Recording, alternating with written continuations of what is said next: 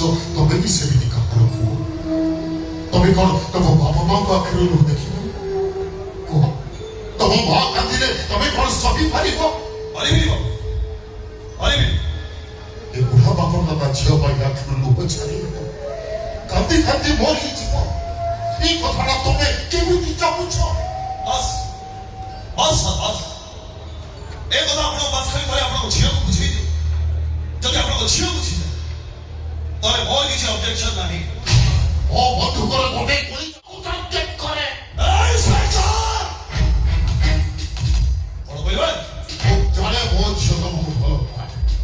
প্রেমিকা মানে প্রতিদিন সম্পর্ক সম্পর্ক ଆମେ କରୁଥିବା ଝିଅମାନଙ୍କ ପାଇଁ ସେମାନଙ୍କୁ ଜନ୍ମ କରିଥିବା ବାପା ମା ନମ୍ବର 1 ଥିଲେ।